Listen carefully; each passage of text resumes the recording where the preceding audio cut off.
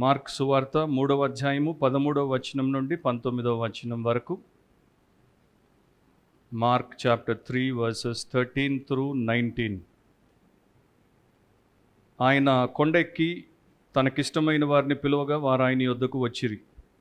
వారు తనతో కూడా ఉండునట్లును దయ్యములను వెళ్ళగొట్టు అధికారం గలవారై సువార్త ప్రకటించుటకును వారిని పంపవలనని ఆయన 12 మందిని నియమించారు. వారెవరనగా ఆయన పేతురను పేరు పెట్టిన సీమోను, జబదయి కుమారుడగు యాకోబు, అతని సహోదరుడగు యోహాను, వీరిద్దరికీ ఆయన బోయనెర్గేస్ అను పేరు పెట్టెను. బోయనెర్గేస్ అనగా ఉరిమిడి వారని అర్థం. అంద్రెయ, ఫిలిప్పు, బర్తలోమయి, మత్తయి, తోమా, అల్ఫై కుమారుడగు యాకోబు, తద్దయి, కనానీయుడైన సీమోను, ఆయనను అప్పగించిన ఇస్కరియోతు, యూదా అనువారు. పరిశుద్ధుడు అయిన మా దేవ, మా తండ్రి, మీకు కృతజ్ఞతలు. మమ్మల్ని సజీవ లెక్కలో ఉంచారు. క్రీస్తు యేసు యొక్క పరిశుద్ధ సంఘముగా సమకూర్చారు.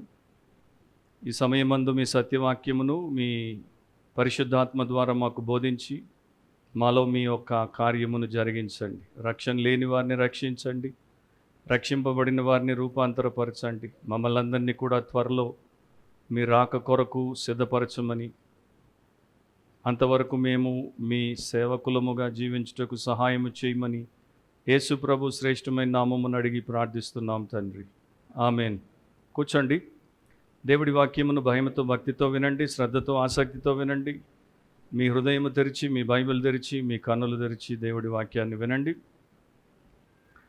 సో మార్క్ సువార్త వచనం వెంబడి వచనం భాగము 17. The Gospel according to Mark, verse by verse, part 17. ఈరోజు అంశం ఏంటంటే జీసస్ అపాయింట్స్ ద 12 apostles.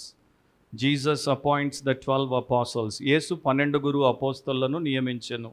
యేసు 12 అపోస్తలులను నియమించెను. సో మార్క్ సువార్తను మనము ఒక్కసారి కూడా జాగ్రత్తగా చదివితే దాంట్లో ఉన్నటువంటి మూల విషయం ఏంటో మనకి దేవుడు బయలుపరిచి చూపిస్తాడు. దేవుని కుమారుడు, లోకరక్షకుడు అయినటువంటి యేసుక్రీస్తు ప్రధానమైనటువంటి అంశం. ఆయన జీవితము, ఆయన యొక్క కార్యములు దాంట్లో మనకి కనబడతాయి. దాని తర్వాత రెండవ అంశముగా మనకి చూపించబడేటువంటి విషయం ఏంటంటే, ఎవరైతే ఆయన చేత పిలువబడతారో, ఎవరైతే ఆయన చేత ఆయన పరిచర్య కొరకు ప్రతిష్ఠించబడతారో అలాంటి వారందరూ మొదట ఆయన శిష్యులు. సో వారు మొదట శిష్యరికములో తర్ఫీదు పొందిన తర్వాత ఆయన సేవకులు అవుతారు. డిసైపుల్షిప్ తర్వాతే అపాసల్షిప్ అనేది ముఖ్యంగా ఇక్కడ మనం చదివినటువంటి భాగంలో మనకు కనబడుతుంది. మిగతా వారందరికీ డిసైపుల్షిప్ తర్వాతే మినిస్ట్రీ. సో యేసుప్రభు యొక్క శిష్యులుగా ఉండకుండా ఎవరు కూడా యేసుప్రభు కొరకు ఏమీ చెయ్యలేరు. వారు చేస్తున్నాము అనుకున్న, ఇతరులు వారు చేస్తున్నట్టు భావించిన దేవుడి దృష్టిలో మాత్రము అది లెక్కలోనికి రాదు. సో శిష్యునిగా, శిష్యురాలిగా ఎవరినైతే ఆయన చేసుకుంటాడో మొదట్లో వారిలో ఆయన యొక్క తత్వం ఏంటో పెడతాడు, తర్వాత ఆయన యొక్క సందేశం ఏంటో వారికి ఇస్తాడు. అండ్ ఆ యొక్క వ్యక్తిత్వము ద్వారా యేసు సందేశాన్ని లోకానికి ప్రకటించడానికి వారికి కావలసినటువంటి సామర్థ్యాన్ని ఇస్తాడు. సో ఈ మెసేజ్లో కూడా 2 భాగాలు ఉన్నాయి. ఆ 2 భాగాలను మనకున్న సమయంలో క్లుప్తంగా చూద్దాం. రాసుకునేవారు మొదటి పాయింట్ లేకపోతే మొదటి భాగం ఏంటంటే the calling of the men. The calling of the men. ఆ పురుషులను ఆయన పిలుచుట, ఆ పురుషులను ఆయన పిలుచుట. తెలుగు బైబిల్ మనకి ఆంగ్లం నుండి అనువదించబడింది కనుక వచనాలు కిందికి పైకి అవుతాయి. నేను ఇంగ్లీష్ బైబిల్లో ఉన్నటువంటి సీక్వెన్స్ ప్రకారమే వచనాలు చెప్తాను, రాసుకోండి. 13వ వచనం 16 నుండి 19వ వచనం. సో 13వ వచనం ప్రారంభంలో ఆయన కొండ ఎక్కి అని మార్కు సువార్తికుడు రాశాడు. సో అంతకు మునుపు భాగంలో మనం చూసాం విస్తృతముగా సముద్ర తీరాన ప్రభు అయిన యేసుక్రీస్తు ఉన్నప్పుడు గుంపులు గుంపులుగా జన సమూహాలు వచ్చారు, అనేక ప్రాంతాల నుండి వచ్చారు. ఆయన్ని వారు చుట్టుముట్టారు. ఆయన్ని ముట్టాలని ఆయన మీద వారు పడుతున్నప్పుడు ఆయన ఒక చిన్న దోణిలోనికి ఎక్కి కూర్చోవలసినటువంటి పరిస్థితి వచ్చింది. సో ఇప్పుడు అంతమంది, వేల మంది వచ్చినటువంటి జన సమూహములందరినీ విడిచిపెట్టి ఆయన ఏకాంతముగా కొండ మీదికి వెళ్ళిపోయాడు. మరి ఏ కొండ మీదికి వెళ్ళాడు అనేది ఇక్కడ మార్కు సువార్తికుడు వివరం మనకి ఇవ్వలేదు. బైబిల్లో పాత నిబంధన, కొత్త నిబంధనలో మనకి చాలా కొండలు కనబడతాయి. కొన్ని కొండలు మరి దేవుడి యొక్క చిత్తములో, దేవుడి కార్యములో బహుగా వాడబడినటువంటి ప్రత్యేకమైనటువంటి కొండలు. క్రైస్తవులకి అండ్ పాత నిబంధన ఇశ్రాయేలీయులకి కొండలతో పెద్ద సంబంధం ఉంది. కానీ ఇక్కడ మార్కు సువార్తికుడు కొండ గురించి మనకి ఏ వివరము ఇవ్వలేదు. కాకపోతే పాత నిబంధనకి క్రొత్త నిబంధనకి మనము చూస్తే కొండలకు ఉన్నటువంటి ప్రాముఖ్యత ఏంటో సువార్తల్లో రాయబడింది. ఉదాహరణకి మీరు మత్తయి సువార్తను తీసుకుంటే, మత్తయి సువార్త మరి 5వ అధ్యాయం ప్రారంభంలో యేసుప్రభు కొండ మీదకి వెళ్ళాడు. ఎందుకు వెళ్ళాడు అంటే కొండ మీద నుండి ప్రసంగము చేయడానికి వెళ్ళాడు అని మత్తయి రాశాడు. ఆ తరువాత ఆయన కొండ మీదకి ఎందుకు వెళ్ళాడు అంటే ప్రార్థన చేయడానికి అని రాశాడు. మరలా ఆయన కొండ మీదకి ఎందుకు వెళ్ళాడంటే శిష్యుల ఎదుట రూపాంతరము పొంది తన యొక్క దైవత్వానికి సంబంధించిన ప్రత్యక్షతను వారికి ఇవ్వడానికి వెళ్ళాడు. మరలా చివరిసారి కొండ మీదే ఆయన శిష్యుల్ని ఎదుర్కొంటాడు. ఎందుకంటే ప్రపంచ సవార్థీకరణకి వారిని ఆదేశంతో పంపడానికి. సో ఈ ప్రకారము మౌంటైన్ టాప్ ఎక్స్పీరియన్సెస్ అనేవి న్యూ టెస్టమెంట్లో కూడా మనకి ప్రత్యేకంగా రాయబడ్డాయి. మార్కు ఆ వివరాల్లోనికి వెళ్ళడు. కొండ మీదికి వెళ్ళిన తర్వాత ఆయన ఏమి చేశాడో దాని గురించి మాత్రమే అతడు రాశాడు. లూకా సువార్త 6వ అధ్యాయంలో ఇదే భాగంలో మనకి రాయబడినటువంటి ఇంకొక విషయం ఏంటంటే, ఆ దినముల యందు ఆయన ప్రార్థన చేయుటకు కొండకు వెళ్ళి. సో ఈ సమయంలో యేసుప్రభు కొండకెందుకు వెళ్ళాడు అంటే ప్రార్థన చేయడానికి. దేవుని ప్రార్థించుట యందు రాత్రి గడిపాను. సో హోల్ నైట్, రాత్రంతా కూడా ఒకడే ప్రార్థన చేశాడు. ఆయనకి ప్రార్థన చేయాల్సినటువంటి అవసరం ఉందా అంటే ఉందనే కదా మనకు ఆయన చూపిస్తున్నాడు, నేర్పిస్తున్నాడు. కొన్నిసార్లు ఒకప్పుడు నేను కొత్త క్రైస్తవుడిని అయినప్పుడు ఆ దినాల్లో మేము ప్రతి వారము ఆల్ నైట్ ప్రేయర్లో పాల్గొనేవారం. ఎవ్రీ వీక్ వారానికి ఒక ఆల్ నైట్ ప్రేయర్, రాత్రి 10 గంటల నుండి ఉదయం 5 గంటల వరకు. దాంట్లో నేను ప్రతి వారము సిటీలో అనేక స్థలాల్లో మరి ఆల్ నైట్ ప్రేయర్లో ఉండేవాడిని. కొంతమంది 12 గంటలకు వచ్చేవారు, కొంతమంది 2 గంటలకు వచ్చేవారు, కొంతమంది 3 గంటలకు వచ్చేవారు, కొంతమంది రాత్రి 9 గంటలకే వచ్చేవారు, ఉదయం అయిపోయేంత వరకు ఉండేవారు, కొంతమంది నిద్రపోయేవారు. కానీ ఇక్కడ ఎవరు లేరు. యేసుక్రీస్తు ప్రభు ఒక్కడే ఉన్నాడు. ఆయన ఒక్కడు ఏకాంతముగా కొండ మీదకి పోయాడు. రాత్రంతా కూడా ఆయన ప్రార్థనలో గడిపాడు. ఆ తర్వాత ఉదయమున లూకా ప్రకారము ఆయన 12 మందిని పిలిచి వారిని అపోస్తలుగా నియమించాడు. సో ఇక్కడ మార్కు ప్రకారం అయితే తనకిష్టమైన వారిని పిలువగా అని రాయబడి ఉంది. ఇంగ్లీష్ బైబిల్ వర్షన్స్లో తనకిష్టమైన అనేది మనకి కనబడదు. కొన్నిట్లో దోస్ హోమ్ హీ వాంటెడ్ అనేది ఉంటుంది, అంటే ఆయన కోరుకున్నటువంటి వారు, లేకపోతే థియాలజీ ప్రకారము ఆయన ఎంపిక చేసుకున్నటువంటి వారు. ఎవరినైతే దేవుడు యేసుక్రీస్తులో ముందుగానే ఎన్నుకున్నాడో అట్లాంటి ఎలెక్ట్ సంబంధితమైనటువంటి వారిని మరి చాలామంది ఆయన శిష్యులు అయ్యారు. కానీ వారిలో నుండి కేవలం 12 మందిని మాత్రము ఆయన ఈ సమయంలో ఎంపిక చేసుకున్నాడు.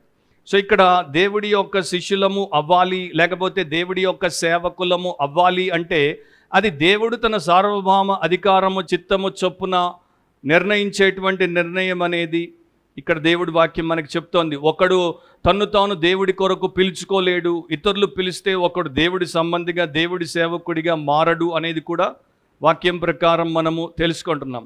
కొంతమంది తమను తాము దేవుడి సేవలోనికి పిలిచేసుకుంటారు, అది బిబ్లికల్ కాదు. కొంతమందిని బలవంతంగా ఇతరులు పిలిచి తీసుకుని వచ్చి పెట్టేస్తారు. ఫర్ ఎగ్జాంపుల్, ఇప్పుడు ఒక తండ్రి ఉన్నాడు, ఆయన వృద్ధుడైపోయాడు.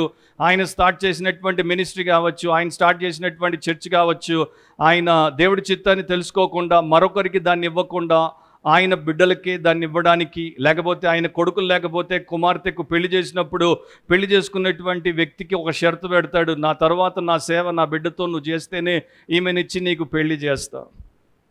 అది బిబ్లికల్ కాదు. దేవుడు అట్లా నిర్ణయిస్తే సరే, దేవుడికి స్తోత్రం. కానీ దేవుడు అట్లా నిర్ణయించకుండా ఆ సేవను మరొకరికి దేవుడు ట్రాన్స్ఫర్ చేయాలనుకుంటే అట్లా చేసేయాలి. కానీ అట్లా చాలామంది చెయ్యరు.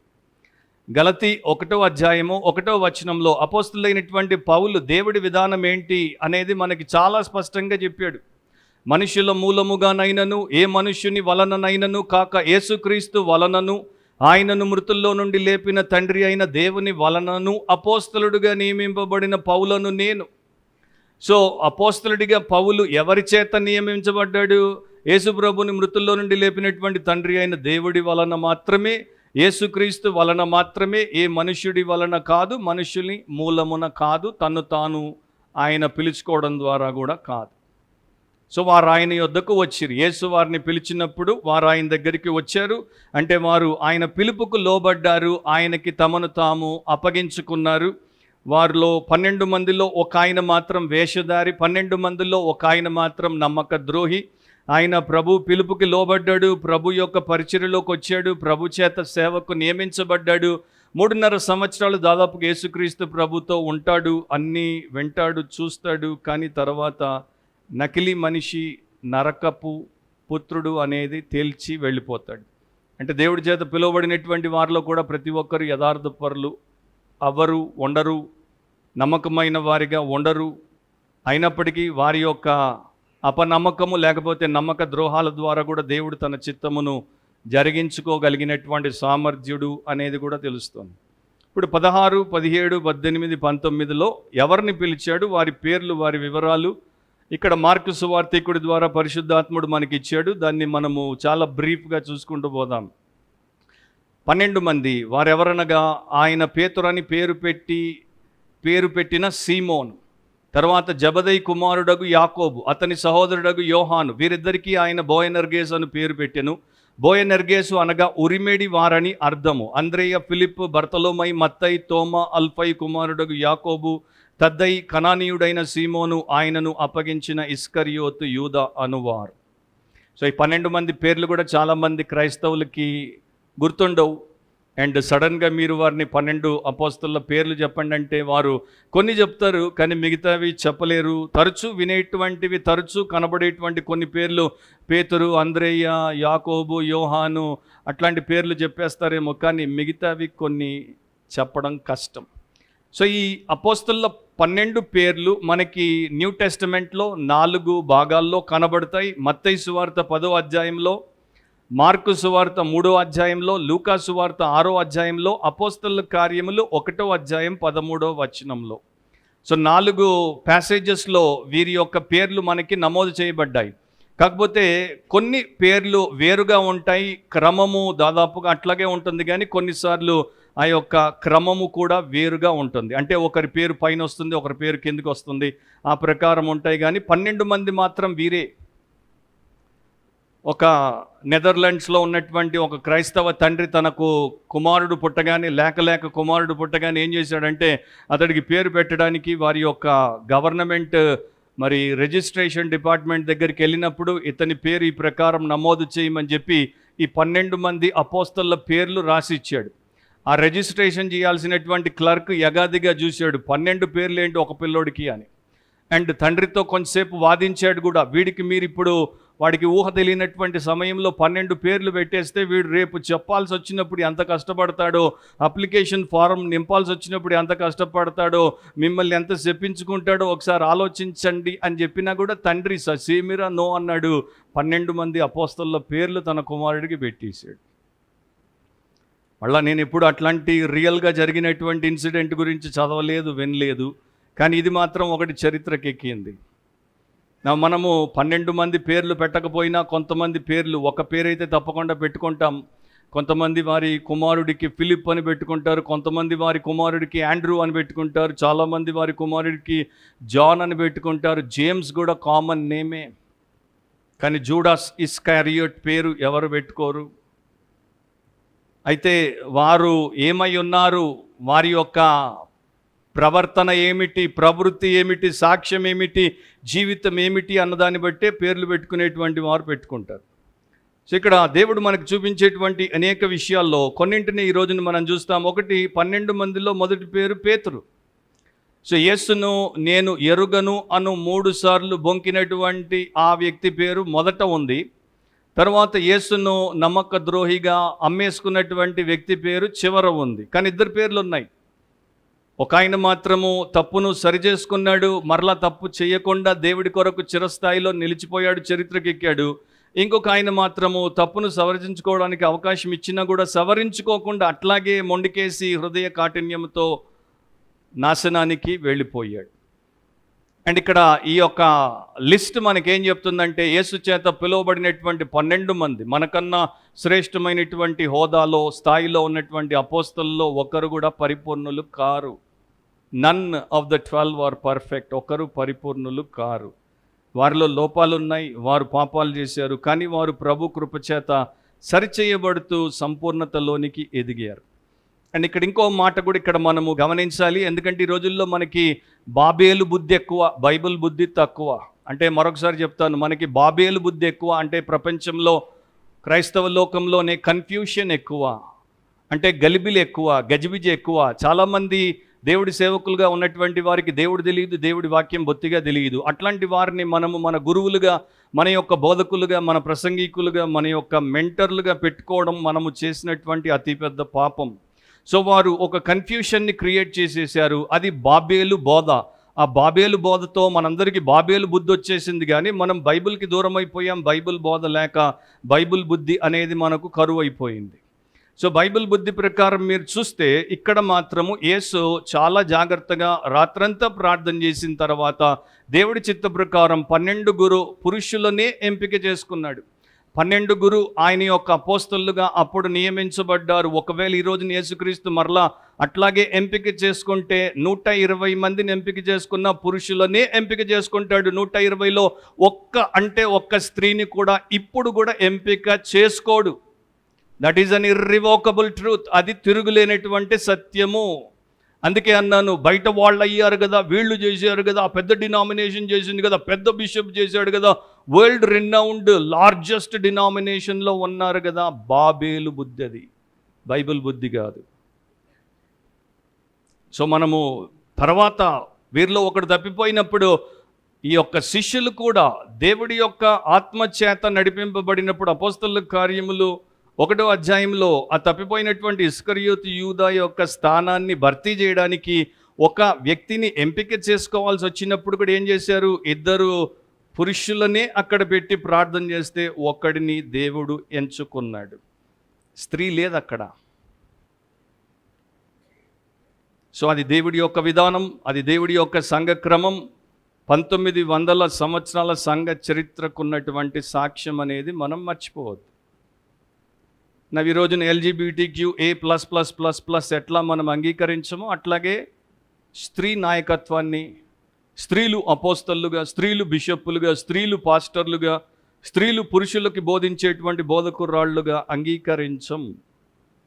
ఓకే, పేతురు మొదటి పేరు ఆయనకి మరి సీమోను అసలు పేరు, తండ్రి పెట్టినటువంటి పేరు సీమోను. కానీ అతనికి యేసు ప్రభు ఇచ్చినటువంటి నిక్ నేమ్ ఏంటంటే పేతురు. గ్రీక్లో పెట్రాస్ అంటే రాయి అని అర్థం. అరమైక్లో కేఫా అంటే రాయి అని దాని అర్థం. ఈ రెండు కూడా మనకి న్యూ టెస్టమెంట్లో కనబడతాయి. సో సీమోను అంటే రెల్లు అని అర్థము. ఇక్కడ రెల్లు లాంటి మనిషిని తీసుకొని రాయిగా యేసుక్రీస్తు ప్రభు మారుస్తున్నాడు.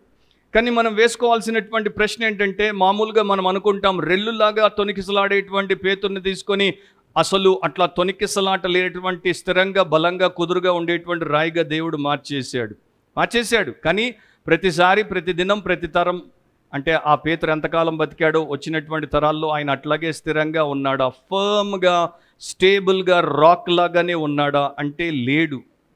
ఆయన పెంతెకోస్తు కన్నా ముందు మరి తొనికిసలాడాడు, పెంతెకోస్తు తర్వాత కూడా ఆయన తొనికిసలాడాడు.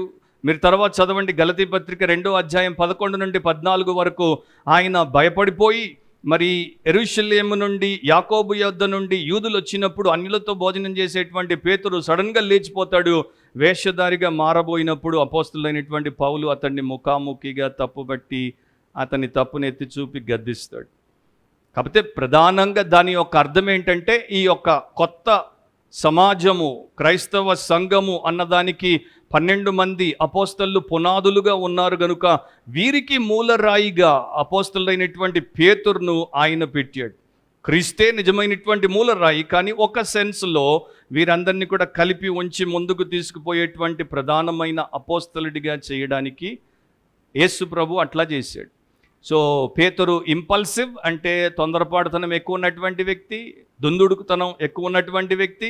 కానీ ఒకటి మాత్రం సత్యం, అతడు చివరి దాకా మరణించేంత వరకు యేసుక్రీస్తు ప్రభువుకి ప్రగాఢమైనటువంటి నమ్మకత్వాన్ని చూపించినటువంటి వాడు.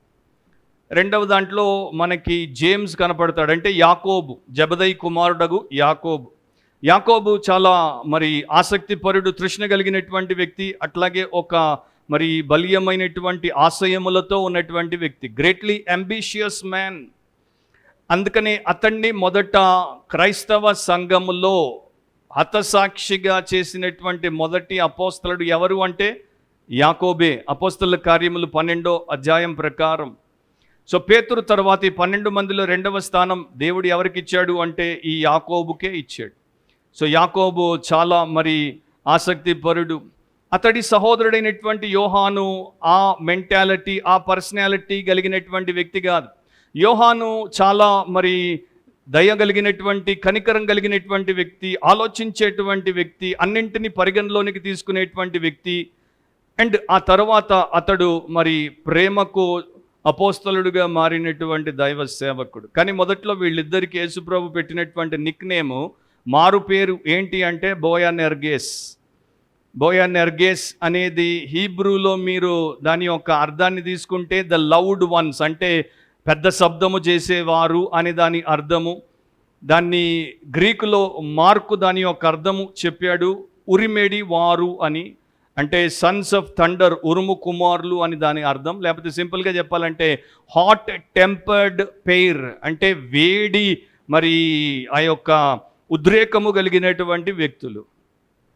వారికి అట్లాంటి పేరు ఎందుకు వచ్చింది అంటే ఒక చోట వారు చేసినటువంటి పనికి యేసుప్రభు వారికి అట్లాంటి పేరు పెట్టాల్సి వచ్చింది. లూకా సువార్తలో 9వ అధ్యాయము 54వ వచనం. లూకా సువార్త 9వ అధ్యాయం 54వ వచనంలో మీ బైబిల్లో మీరు చూడండి. శిష్యులైన యాకోబును యోహానును అది చూచి, ప్రభువా, ఆకాశము నుండి అగ్ని దిగి వీరిని నాశనము చేయునట్లు మేము ఆజ్ఞాపించుట నీకు ఇష్టమా అని అడుగగా. సో యేసు ప్రభు తన బృందముతో ఆ యొక్క యెరూషలేముకు పోతున్నప్పుడు సమరయుల పట్టణము గుండా పోవాల్సి వచ్చింది. అక్కడ సమరయులు ఆయన్ని అంగీకరించకుండా ఆయన్ని తిరస్కరిస్తారు. దానికి కోపముతో ఈ అన్నదమ్ముళ్ళు ఇద్దరు యాకోబు యోహాన్లు ఏమంటున్నారు, ప్రభువా, ఆకాశం నుండి అగ్ని దిగి వీరిని నాశనము చేయడానికి మేము ఆజ్ఞాపిస్తే నీకు ఇష్టమైన అడిగినప్పుడు ఆయన వారిని గద్దిస్తాడు. యేసుప్రభు ఎందుకు వచ్చాడంటే పాత నిబంధన ప్రవక్తల్లాగా దేవుడికి వ్యతిరేకుల మీదకి అగ్నిని కొమ్మరించడానికి కాదు. యేసుప్రభు ఎందుకు వచ్చాడంటే నిత్య అగ్నిలోనికి పోయేటువంటి ప్రతి ఆత్మను తన యొక్క శిలువ కార్యం ద్వారా రక్షించి నిత్య జీవార్థమై పరలోకానికి తీసుకురావడానికి. కనుక వీరిద్దరిని గద్దించాడు. గద్దించినప్పుడు ఆ గద్దింపును వీరు చాలా జాగ్రత్తగా అంగీకరించేశారు. ఇద్దరు తీసేసుకున్నారు. యాకోబు తీసుకున్నాడు, యోహాన్ తీసుకున్నాడు. మారు మాట్లాడకుండా తీసుకున్నారు. అండ్ వారు గద్దింపుకు ఎంతగా లోపడ్డారంటే డీప్గా వారు ఆలోచించి వారి యొక్క ప్రవృత్తిని మార్చుకున్నారు, వారి యొక్క క్యారెక్టర్ని మార్చుకున్నారు, వారి యొక్క నేచర్ని మార్చుకున్నారు. లోకం వైపు, మనుషుల వైపు, విషయాల వైపు వారు చూసేటువంటి వైఖరిని మార్చుకున్నారు. కనుక తర్వాత యోహాను అనేటువంటి వ్యక్తి ప్రేమ ప్రేమ ప్రేమ ప్రేమ ప్రేమ గురించి మాట్లాడతాడు. ద్వేషం వద్దు అంటాడు. ద్వేషించేటువంటి వాడు ఇంకా చీకట్లోనే ఉన్నాడు అంటాడు. ద్వేషించేటువంటి వాడు ఇంకా మరణంలోనే ఉన్నాడు అంటాడు, జీవంలోనికి దాటలేదంటాడు. సో ఒక దైవ కార్యము ఒక వ్యక్తిలో జరిగింది అంటే ఆ వ్యక్తి అట్లా ఉంటాడు. అగ్ని కుమ్మరిస్తాము అని చెప్పినటువంటి వాడు వారి కోసము ఆహుతైపోవడానికి సిద్ధపడిపోయాడు. కౌంట్ జిన్జెండార్ఫ్ మొరావియన్ మిషన్ మూమెంట్ని మొదలుపెట్టినటువంటి ఆ యొక్క యువరాజు తన దగ్గర ఉన్నటువంటి ఒక సహోదరుణ్ణి అడిగాడు, గ్రీన్లాండ్లో ఒక్క క్రైస్తవ సాక్షి లేడు. గ్రీన్లాండ్ ఇప్పుడు ఏదైతే దేనికోసమైతే ట్రంప్ అది అమెరికాకి ఇచ్చేయమని ఒక మరి వాదం చేస్తున్నాడో ఆ గ్రీన్లాండ్, అక్కడంతా కూడా ఐస్ గడ్డగట్టినటువంటి ప్రాంతం. అక్కడికి ఒక్క మిషనరీ పోలేదు, నీవు పోతావా అని ఒక మొరావియన్ సహోదరుణ్ణి అడిగితే పోతాను అన్నాడు. రేపు పోగలవా అంటే తప్పకుండా పోగలను. ఈరోజు మీరు ఒకవేళ నా కాబ్లర్, నా జోళ్ళు నాకు కుట్టిచ్చేస్తే రేపే పోతానన్నాడు. ఎందుకంటే ఐస్లో వారికి స్పెషల్ షూస్ అవసరము, లేకపోతే వారు అక్కడ ఉండలేరు, వారు చచ్చిపోతారు. కాళ్లను ఐస్ కొరికేస్తే వారి దేహము ఎక్కువ కాలం బ్రతికి ఉండదు. కనుక షూస్ ఈరోజు తయారవుతే రేపు వెళ్ళిపోతాను. ఇంకొక అన్యుల మధ్యలో నుండి, అంటే ఒక తెగ మధ్యలో ఉన్నటువంటి ఒక రక్షింపబడినటువంటి వ్యక్తి మిషనరీలతో అన్నాడు, మా మధ్య చాలామంది నశించిపోతున్నారు, వారికి మనుషులు కావాలి, మీ దేవుడి యొక్క సేవకులు కావాలి. అయితే ఎట్లాంటి వారు కావాలంటే వేడి హృదయములు గలవారు కావాలి. Send us men with hot hearts, వేడి హృదయం గలవారు. మనుషుల మీద మన కోపాన్ని వేడెక్కి తీర్చుకునేటువంటి వారముగా కాదు, దేవుడి కోసం మన ఆత్మ ఉష్ణోగ్రతతో వేడెక్కి దేవుడి కొరకు తీవ్రత కలిగినటువంటి వారముగా మనం ఉండాలి.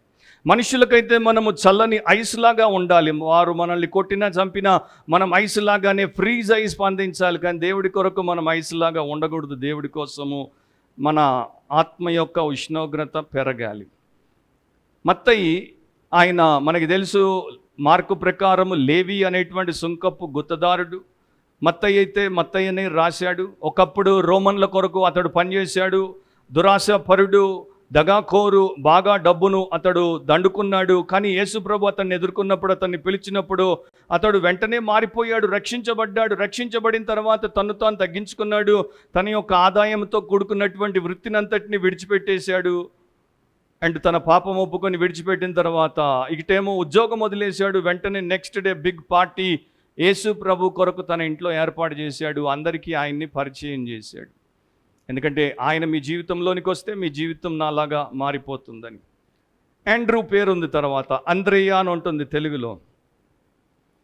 సో అంద్రేయ ఆయన పేరు ఎక్కడికి వెళ్ళిపోయిందో చూడండి. యాక్చువల్గా ఆయన పేరు ఫస్ట్ ఉండాల్సింది, కానీ ఆయన పేరు ఎక్కడికి వెళ్ళిపోయిందో చూడండి.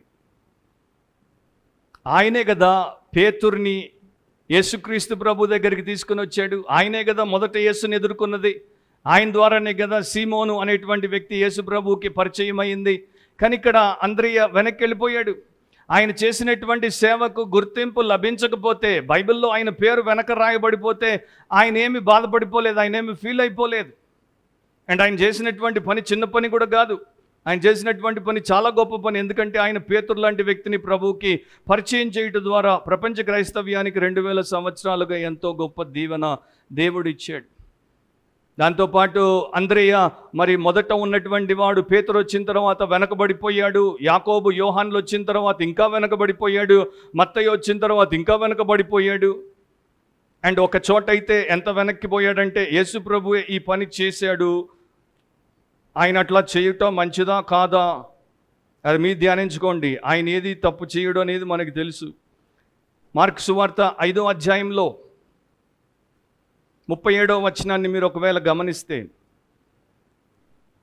మార్కు 5:37, పేతురు, యాకోబు సహోదరుడు యోహాను అనువారిని తప్ప మరి ఎవరినైనను తన వెంబడి రానియక. సో యేసు ప్రభు తనతో పాటు తీసుకుపోవడానికి ముగ్గురిని వెంటబెట్టుకొని తీసుకుపోయాడు. పేతుర్ని తీసుకుపోయాడు, యాకోబుని తీసుకుపోయాడు, యోహాన్ను తీసుకుపోయాడు. ఇంకెవరిని వెంటబెట్టుకొని తీసుకుపోలేదు. ఎవరిని వెంబడి రానివ్వలేదు, వద్దన్నాడు వారిని. అంద్రేయను కూడా వద్దన్నాడు. సో ఎవరు కావాలి, ఎప్పుడు కావాలి, దేనికోసం కావాలి, ఎవరు ఎప్పుడు అవసరం లేదు అనేది దేవుడు నిర్ణయిస్తాడు. దేవుడు ఆ ప్రకారము తన ప్రజల జీవితాల్లో కార్యాలు చేస్తాడు. అండ్ ఇక్కడ బైబిల్లో ఇదంతా మనకి ఎందుకు రాయబడి ఉందంటే, ఒకటేమో రికార్డెడ్ హిస్టరీగా, రెండవది ఏంటంటే మీరు కూడా అట్లాంటి బైబిల్ బుద్ధితో ఉంటే మీకేమీ ప్రాబ్లమ్స్ ఉండవు, బాధలు ఉండవు, అనవసరమైనటువంటి ఇబ్బందులు ఉండవు. మరో సందర్భంలో 14వ అధ్యాయంకి వచ్చినప్పుడు అంద్రేయ ఎందుకు ఇన్నర్ సర్కిల్లో ఉంటాడు అప్పుడు చూద్దాం. తర్వాత వ్యక్తి పేరు ఫిలిప్. ఇతడు బేత్సయిదా వాడు. సీమోను, పేతురు, అంద్రేయల ఊరివాడు. ఫిలిప్ ఎట్లాంటి వ్యక్తి? ఫిలిప్ యొక్క పర్సనాలిటీ ఏంటంటే ఇతడు ఎప్పుడు లెక్కలు కడుతుంటాడనమాట. ఇతడు ఒక తర్కవాది, లొజీషియన్ అన్నమాట, లాజికల్ థింకర్ అండ్ ప్రాక్టికల్ మనిషి. ప్రతిదానికి కూడా ఆచరించగలమా లేదా అని చూసుకునేటువంటి వాడు. జిజ్ఞాస ఎక్కువ. యోహాను సువార్త 6వ అధ్యాయం 7వ వచనంలో మీరు చూస్తే, అందుకు ఫిలిప్పు, మనుషులు చాలామంది వచ్చారు, యేసు బోధ వింటున్నారు, ఆకలితో ఉన్నారు, అట్లాగే వెనక్కి పంపబడితే వారు దారిలో సొమ్మసిల్లు పడిపోతారని చెప్పి యేసుప్రభు అంటాడు, వీరందరికీ భోజనం పెట్టాలి అని.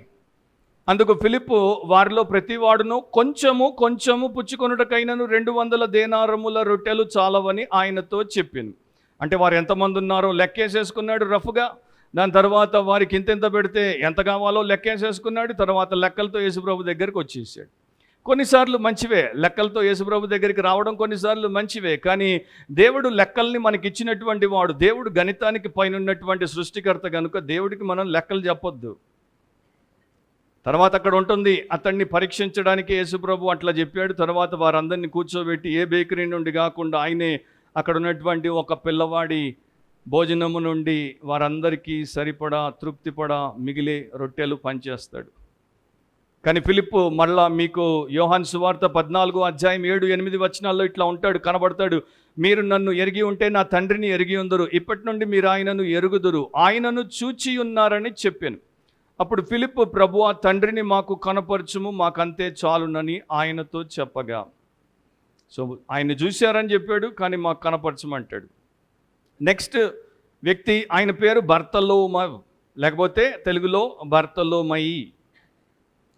సో ఈ సినాప్టిక్ గాస్పల్స్ అంటే యోహాను సువార్త కాకుండా మార్కు సువార్త, మత్తయి సువార్త, లూకా సువార్తలో ఈ ముగ్గురు కూడా అతడి పేరు బర్తలోమై అనే రాశారు.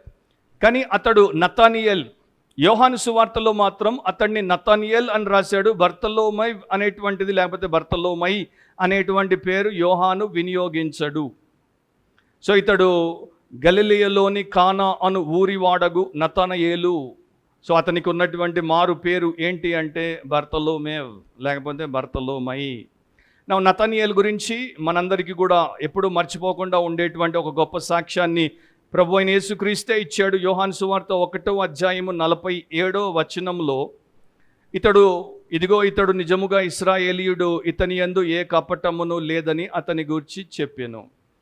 సో ఇతడు నిజముగా ఇశ్రాయేలీయుడు, ఇతనిలో ఏ కపటము లేదు, ఇతడు యథార్థపరుడు, ఇతడు మరి నీతి కలిగినటువంటి వ్యక్తి అని నతానియేలు గురించి యేసు ప్రభు చెప్పాడు. అది చాలా గొప్ప సాక్ష్యం. అది కపటము లేకుండా ఉండుట అనేది చాలా గొప్ప విషయం. లోన ఒక రకంగా, పైన ఒక రకంగా ఉండకుండుట, ఏకరీతిగా ఉండుట అనేది గొప్ప సాక్ష్యం. తోమా తర్వాత వ్యక్తి పేరు.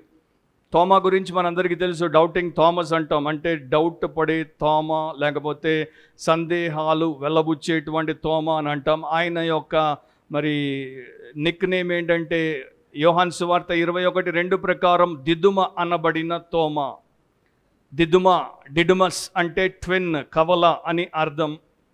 సో అతడు దిదుమ అనబడినటువంటి తోమా. ఇతడు డౌట్ పడేటువంటి వాడే, కానీ ఇతడికి ధైర్యం కూడా ఉంది, సందేహము ఉంది, ధైర్యము ఉంది, రెండూ ఉన్నాయి ఇతడిలో.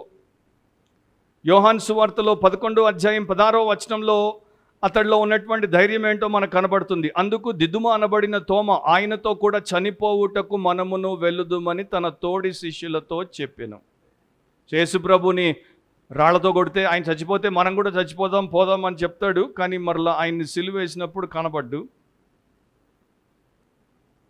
మనం కూడా వాడుతుంటాం చూడండి, I have decided to follow Jesus. నేను యేసును వెంబడించుటకు తీర్మానించాను. కానీ యేసును వెంబడించాల్సినటువంటి గడి వచ్చినప్పుడు, నిజంగా నీవు యేసు శిష్యురాలవు అని నిరూపించుకోవాల్సినటువంటి గడి వచ్చినప్పుడు వీపు చూపిపోతే, యోహాను 20:25 ఇదే తోమా గురించి ఏమని రాయబడింది? కనుక తక్కిన శిష్యులు మేము ప్రభువును చూచితిమని అతనితో చెప్పగా, అతడు నేను చేతులలో మేకుల గుర్తును చూచి, ఫస్ట్ మేకుల గుర్తు చూడాలన్నాడు, నా వ్రేలు ఆ మేకుల గుర్తులో పెట్టి, రెండవది నా వ్రేలు మేకుల గుర్తులో పెట్టాలన్నాడు, తర్వాత నా చెయ్యి ఆయన పక్కలో ఉంచితేనే కానీ నమ్మనని వారితో చెప్పాను. అండ్ ఎందుకో దేవుడు ఈయన్నే మన దేశానికి పంపాడు. ఈ తోమానే భారతదేశానికి వచ్చాడు. అందుకని ఇండియాలో చాలామంది డౌట్ పడే క్రైస్తవులు ఉంటారు, డౌటర్స్ ఎక్కువ ఇండియాలో ఉంటారు, ఎందుకంటే తోమా ఇక్కడికి వచ్చాడు కనుక. తర్వాత వ్యక్తి పేరు అల్ఫయి కుమారుడగు యాకోబు. సో ఆల్రెడీ ఒక యాకోబు వచ్చేసాడు, రెండో యాకోబు వస్తున్నాడు కనుక ఇతడు ఆ యాకోబు కాదని చెప్పడానికి అల్ఫయి కుమారుడగు యాకోబు అని మార్కు రాశాడు. సంఘ ట్రెడిషన్ ప్రకారము ఇద్దరు యాకోబులు, చాలామంది ఉన్నారు కానీ ఇద్దరు ప్రముఖ యాకోబులు మనకి అపోస్తల్లో కనబడతారు. మొదటి ఆయన జబది కుమారుడు, ఆయన్ని జేమ్స్ ద గ్రేట్ అంటారు, అంటే గొప్పవాడైన యాకోబు అని అంటారు. అండ్ ఈయన్ని జేమ్స్ ద లెస్, చిన్నవాడైన యాకోబు అని ఈయనని అంటారు. మార్కు సువార్తలోనే 15:40 మీరు చూస్తే చిన్న యాకోబు అని రాయబడింది. ఈయనే అల్ఫయి కుమారుడగు యాకోబు.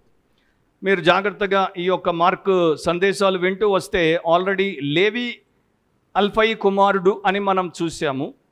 అండ్ ఇప్పుడు ఈ యొక్క యాకోబు అల్ఫయి కుమారుడు అని మనం చూస్తున్నాం. ఆల్రెడీ మత్తయి పేరు ఆయన మనకి చెప్పేశాడు కనుక లేవి అనేవాడు మత్తయి పేరు రూపంలో మార్కులో కనబడుతున్నాడు. మరి అల్ఫయి కుమారుడగు యాకోబు ఎవరు అంటే ఇద్దరు అల్ఫైలు ఉన్నారా?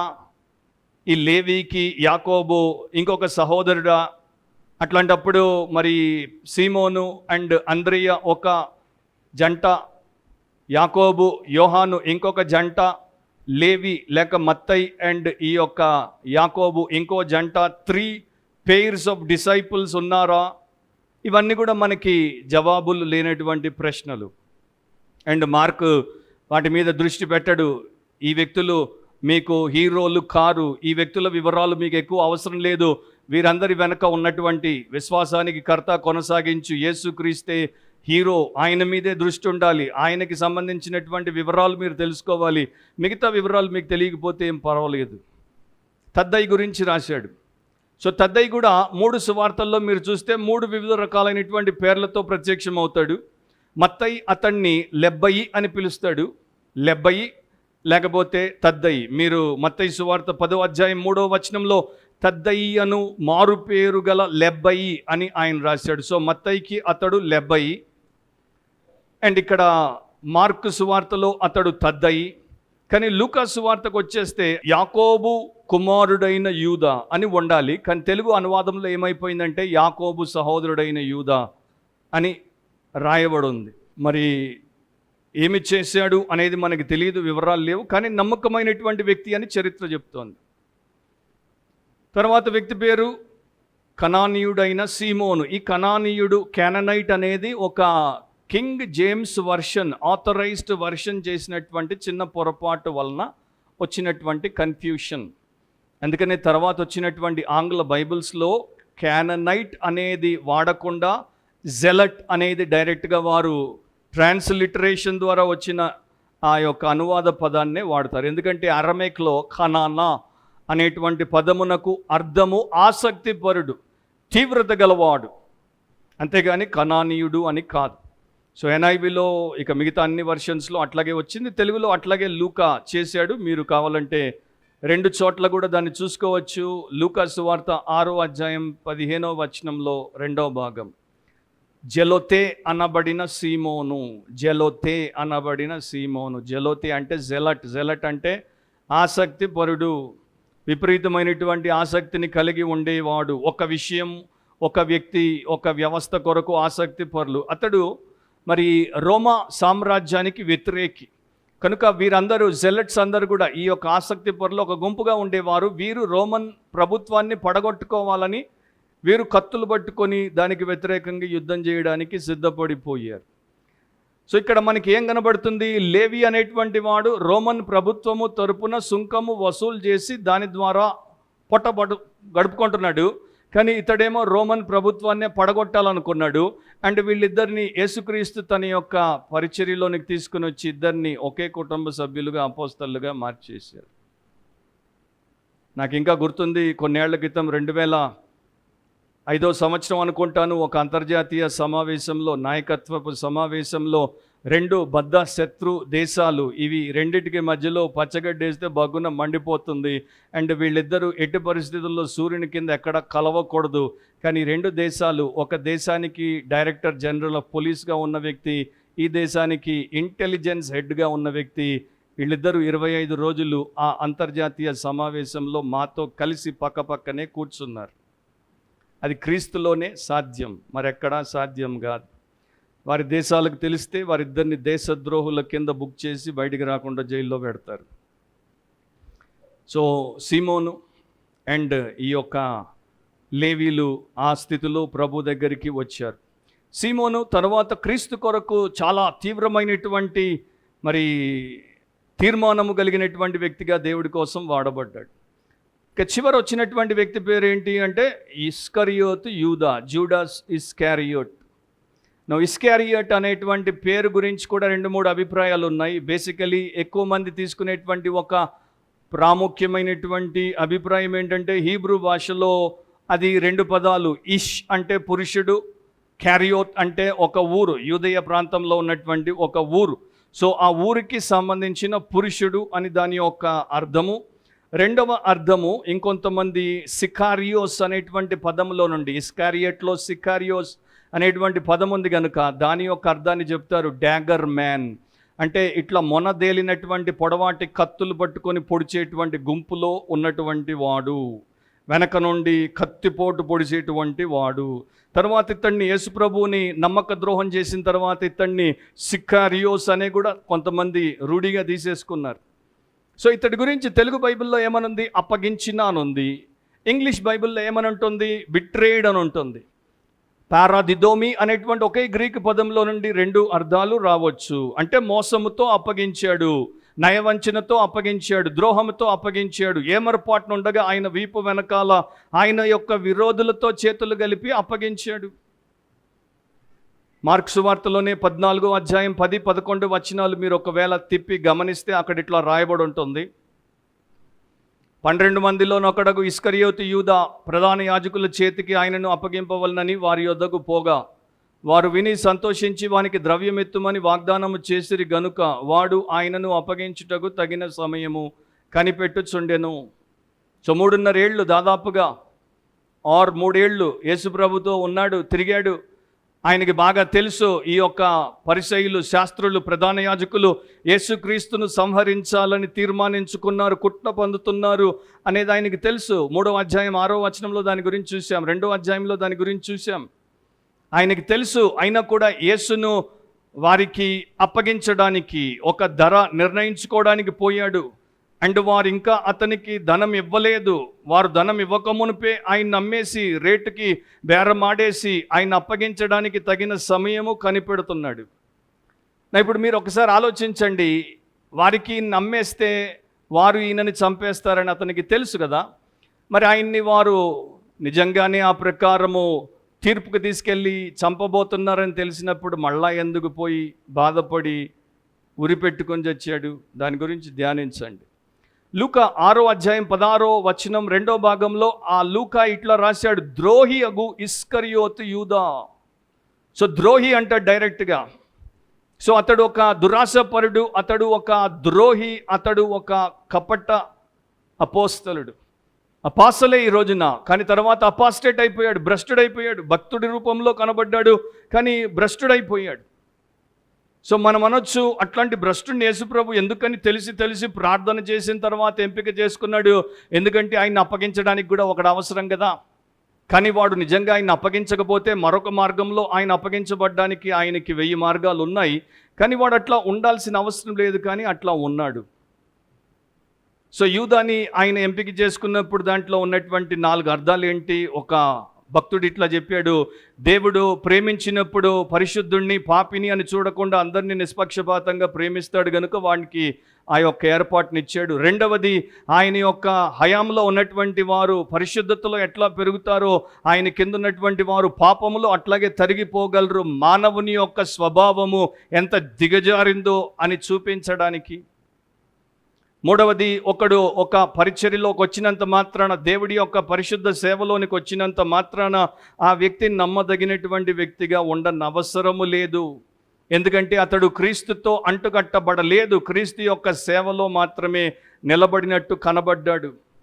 అండ్ 4వది ఏంటి అంటే, దేవుని యొక్క సంఘము పరిశుద్ధుల పరిపూర్ణుల సమూహము కాదు, కేవలం పాపము నుండి విమోచింపబడి క్రీస్తు పోలికలో రూపాంతరపరచబడుతున్నటువంటి ఒక సమాజం. End of coat. సో దీంట్లో మనకి తెలిసినటువంటి పేర్లు కొన్నే, తెలియని పేర్లు ఎన్నో ఉన్నాయి దీంట్లో. ఫిలిప్ గురించి మనం ఎక్కువ వినం, బర్తలోమై గురించి మనం ఎక్కువ మాట్లాడం, తోమా గురించి ఎక్కువ మాట్లాడం, అల్ఫై కుమారుడు యాకోబు గురించి, కనానీయుడైన సీమోను గురించి మనం ఎక్కువ మాట్లాడం. సో వీళ్ళందరూ కూడా యేసుక్రీస్తు చేత అపోస్తలుగా ఎంపిక చేసుకోబడ్డారు, కానీ వారందరికీ అంతే ప్రాముఖ్యత ఇవ్వబడలేదు. అందరూ నమ్మకంగా సేవ చేశారు. సో కొంతమందికి పేరు వస్తుంది, కొంతమందికి పెద్ద పదవి వస్తుంది, కొంతమంది ప్రపంచ ఖ్యాతి పొందొచ్చు, కొంతమందికి ఆ స్థితి దేవుడు ఇవ్వకపోవచ్చు. అప్పుడు మనది తక్కువ సేవ, వారిది ఎక్కువ సేవ అని మనం అనుకోకుండా ఉండడానికి దేవుడు ఇక్కడ చూపించేది ఏంటంటే, ఒక పాతకాల భక్తుడు ఏమన్నాడంటే, మీరు దెబ్బ కొట్టినప్పుడు ఆయన ఎంత బలంగా కొట్టాడో మీరు కూడా అంతే బలంగా కొట్టండి. ఇద్దరు అంతే బలంతో దెబ్బ కొట్టారు. ఈయన శబ్దము దూరంగా ఎక్కువ మందికి వినబడింది, కానీ మీరు కొట్టినప్పుడు శబ్దం ఎక్కువ మందికి దూరంగా వినపడలేదు. కానీ ఇద్దరు ఒకే బలంతో ఒకే హృదయంతో కొట్టారు కదా. దేవుడు చూసేదంటే ఎంతమంది నీ శబ్దం విన్నాడు, ఎంతమంది నీ శబ్దం వినలేదు కాదు, ఎంత మంచి హృదయంతో, ఎంత బలంతో, యథార్థతతో ఇద్దరు ఒకే స్థాయి దెబ్బ కొట్టారు. సో ఈ రోజున అంటుంటారు వరల్డ్ రినౌండ్ ఇవాంజలిస్ట్, ఈయనేమో రూరల్ ఇవాంజలిస్ట్, ఈయన గ్రామీణ సువార్థికుడు, ఆయన ప్రపంచ స్థాయి సువార్థికుడు. అది నీకు నాకు అవ్వచ్చు, కానీ దేవుడి దృష్టిలో ఇద్దరు అదే హృదయంతో అదే స్థాయి సేవ చేసినప్పుడు ఇద్దరిని బేష్ అంటాడు. సో పేతురులు, యోహాన్లు గొప్పగా ఉండొచ్చు, కానీ తద్దయిలు, మత్తయిలు గొప్పగా ఉండకపోవచ్చు. దేవుడి దృష్టిలో అందరూ సమానమే. ఫస్ట్ సెంచురీ అనుకుంటాను, or I don't remember exactly ఏ సెంచురీయో, జస్టిన్ మార్టర్ చర్చ్ ఫాదర్ ఒక వ్యక్తితో, ట్రైఫో అనేటువంటి వ్యక్తితో సంభాషిస్తున్నప్పుడు ఈ ప్రకారం చెప్పాడు. యేసు ప్రభు కార్పెంటర్గా పనిచేశాడు, వడ్రంగిగా పనిచేశాడు. సో ఆయన చేసినటువంటి పనిముట్లలో రెండు ప్రధానమైనటువంటి పనిముట్లు చేశాడు. ఒకటి ప్లవ్ అంటే దున్నేటువంటి నాగలి, ఇంకొకటి యోక్ భుజం మీద వేసుకునేటువంటి కాడి. అండ్ ఈ రెండింటిని యేసుక్రీస్తు ప్రభు చేసినప్పుడు అట్లాంటి నాగలిని, అట్లాంటి కాడిని ఆ దేశంలో మరొకడు చెయ్యనంత గొప్పగా చేశాడు. ఎందుకంటే ఆయన చేతిలో మోసపూరితమైనటువంటి పనితనము లేదు.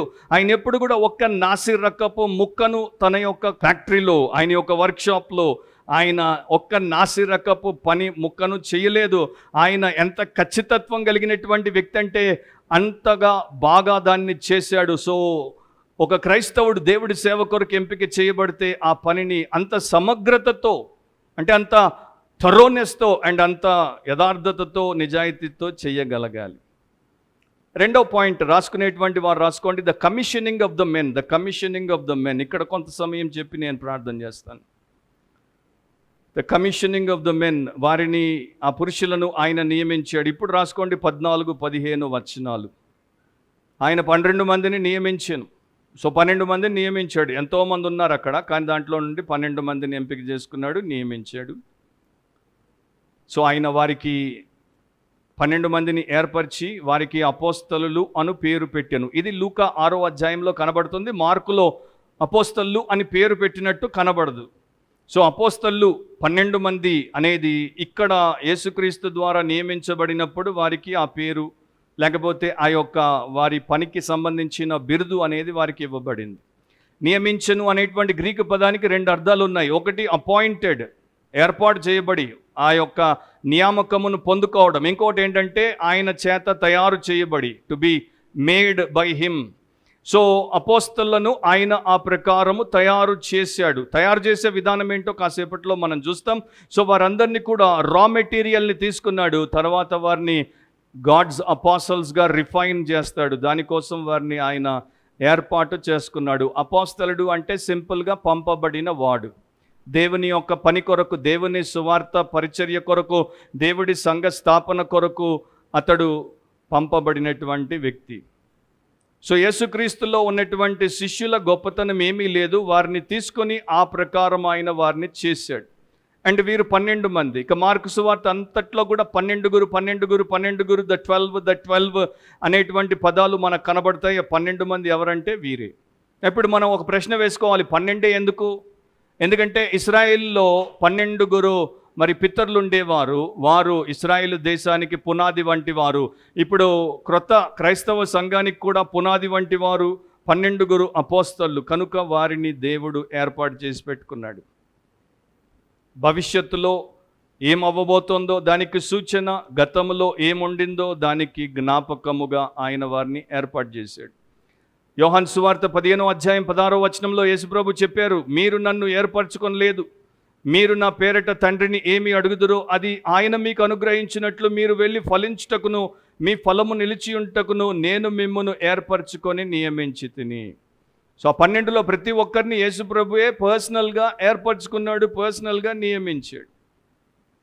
అండ్ ఇక్కడ వారిని అట్లా నియమించుకున్నప్పుడు ఏమైపోయిందంటే 2 బృందాలు వచ్చేసాయి. Insider group, out cider group, లేకపోతే అవుట్ సైడర్ గ్యాంగ్ అనొచ్చు. ఇన్సైడర్ గ్రూప్ ఎవరు? ఈ 12 మంది ఎప్పుడు యేసును అంటిపెట్టుకుని ఉంటారు. అవుట్ సైడర్స్ ఎవరు? ఇశ్రాయేలు యొక్క మత నాయకులైనటువంటి పరిసయ్యులు, శాస్త్రులు, సద్దుకయ్యులు, ప్రధాన యాజకులు, మత పెద్దలు, ఆయన యొక్క పట్టణ వాసులు, ఆయన ఓన్ కుటుంబ సభ్యులు. వీరందరూ అవుట్ సైడర్స్ అయిపోయారు. అండ్ వీళ్ళు బయటి వారు ఇన్సైడర్స్ అయిపోయారు. యూసీ సమ్ టైమ్స్ యేసుప్రభు యొక్క కుటుంబాన్ని చూసినప్పుడు నేను చాలా నేర్చుకున్నాను. క్రైస్తవుడిని అయిన తర్వాత ఆయన సొంత ఇంటివారు ఆయన్ని బయటికి తరిమారు, అండ్ ఆయన కూడా సొంత ఇంటి వారిని బయటే పెట్టాడు, అండ్ బయటి వారిని ఆయన ఇంటివారుగా చేసుకున్నాడు, అండ్ వారు ఆయన కుటుంబ సభ్యులు అయిపోయారు. నెక్స్ట్ మన ఈ యొక్క మార్కు 3లో ఆ భాగాలు కూడా వస్తాయి. సో వీరిని పంపుటకు, సేవకు, లోకంలోనికి పంపుటకు ఏర్పాటు చేసుకున్నాడు. సో వీరు పోవాల్సిందే, వీరు ప్రభు దగ్గర ఉంటారు, నేర్చుకుంటారు, ఆయన ద్వారా గొప్ప తర్ఫీదు పొందుతారు. తర్వాత వీరు ఆయన వెళ్ళిపోయినప్పుడు ప్రపంచమంతటికి వెళ్తారు. అట్లాగే కదా తోమా మన దగ్గరికి వచ్చాడు. కానీ కొంతమంది క్రైస్తవులు ఏం చేస్తారంటే, మేము పాప క్షమాపణ పొందాం, మేము రక్షించబడ్డాం, మేము సంఘంలో చేర్చబడ్డాం, మేము సురక్షితంగా ఉన్నాం, బయటంతా న్యూక్లియర్ బాంబులు పడుతున్నాయి, మేము ఇప్పుడు చర్చ్ అనేటువంటి బంకర్లో దూరి కూర్చున్నాం, బయటికి పోవాల్సిన పని లేదు, బయటికి పోతే బాంబు పడుద్ది. కానీ మిమ్మల్ని లోపలికి తెచ్చిందే బయటికి పంపడానికి. ఇట్లా ఆలోచించినటువంటి ఒక వ్యక్తి ఎంత నష్టపోయిందో చరిత్రలో నేను చదివాను. కార్మేలా అనేటువంటి ఒక స్త్రీకి ఫ్లూ వచ్చింది. ఆ ఫ్లూ జబ్బు వచ్చినప్పుడు ప్రతి చిన్నదానికి ఇన్ఫెక్షన్ వచ్చేసేది కనుక ఆమె ఏం చేసిందంటే, ఈ యొక్క సూక్ష్మ క్రిములకి దూరంగా నన్ను నేను ప్రొటెక్ట్ చేసుకోవాలని చెప్పి తన ఇంటి అంతటికి, కిటికీలకి, తలుపులకి ఎక్కడెక్కడ ఓపెనింగ్స్ ఉన్నాయో ప్రతి చోట టేప్ వేసి మూసేసింది, గాలి కూడా లోపలికి దూరకుండా. ఆమె అనుకుంది, నేను లోపల నన్ను నేను సంరక్షించుకుంటున్నాను, కేవలం ఆహారం బయట నుండి సహోదరుడు తెచ్చిపెడితే అట్లా ఆ యొక్క తలుపు గుండా లోపలికి వచ్చేది. ఇక 24 గంటలు తలుపులు మూసే ఉండేవి. ఆమె అట్లా 26 సంవత్సరాలు బందీఖానాలో బతికింది. కానీ ఏమైపోయింది, ఒక రోజున ఆమె చచ్చిపోయినప్పుడు, దుర్వాసన కొట్టినప్పుడు లోపలికి పోలీసు వాళ్ళు వచ్చి చూస్తే ఆమె జుట్టు 7 అడుగుల పొడవు పెరిగిపోయింది. ఆమె బరువు 66 పౌండ్ల కంటే, ఆమె 80 కేజీలు ఉన్న వ్యక్తి 40 కేజీల మనిషి అయిపోయింది. అండ్ ఆమె చిక్కి శల్యమై అస్థిపంజరంలాగా మారి చచ్చిపోయింది. సూక్ష్మ క్రిముల నుండి తప్పించుకుందాం అనుకుంటే ఇంట్లోనే ఆమె మరి వాటికి దూరంగా ఉన్నందుకు చచ్చిపోవాల్సి వచ్చింది. సో క్రైస్తవులు చర్చిలోనే ఉండి బయటికి పోకపోతే చర్చిలోనే చచ్చిపోతారు. చర్చి పాస్టర్ పాతి పెడతాడు. సో వీరందరినీ కూడా అపోస్తలుగా చేశాడు. అపోస్తలు అంటే సెంట్ వన్, పంపబడిన వాడు. నీవు పంపబడ్డావు, నేను పంపబడ్డాం, మన యొక్క సమాజంలోనికి మనం పంపబడతాం. మార్క్ 5లో మనం చూస్తాం, దయ్యం పట్టినటువంటి వాడిని యేసుప్రభు స్వస్థ చిత్తుడిగా చేసిన తర్వాత వాడి సమాజంలోనికి తిరిగి వాడిని పంపిస్తాడు. వాడు 10 పట్టణాలకు పోయి సువార్త పరిచారకుడిగా మారిపోతాడు. అది దేవుడి చిత్తం. కొంతమంది, నేను ఈ మధ్య చెప్పాను, ఒక పాస్టర్ అంటాడు, మేము మా బంధువుల దగ్గరికి, మా రక్త సంబంధికుల దగ్గరికి, మా సమాజపు వారి దగ్గరికి పోం, వారు వేరు మతం, వారు వేరు ఇది అది అనేసి. వారిలాగా మారడానికి వెళ్ళొద్దు, కానీ వారిని దేవుడి కోసం మార్చడానికి వెళ్ళాలి. యోహాను సువార్త 17వ అధ్యాయం 16 నుండి 18 వరకు ప్రభు ప్రార్థన చేశాడు. దాంట్లో ఈ మాటలు ఉన్నాయి, నేను లోక సంబంధిని కానట్టు వారును లోక సంబంధులు కారు. సో మనం లోక సంబంధులముగా ఉండాలని చెప్పట్లేదు ఆయన.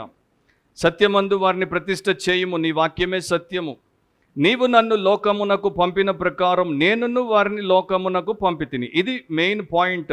దేవుడు నన్ను లోకానికి ఎట్లా పంపాడో, లోకాన్ని రక్షించుటకు, నేను నా తర్వాత వారిని లోకంలోనికి పంపుతున్నాను, వారు కూడా లోకంలో ఉన్న వారిని రక్షకుడి దగ్గరికి తీసుకురావడానికి. సో దీన్ని మనం ఎప్పుడూ విస్మరించకూడదు. సో నీవు ఒక క్రిస్టియన్గా రక్షించబడిన తర్వాత ఎంత ఎక్కువ సువార్తను ఇతరులకు అందజేయగలుగుతున్నావు.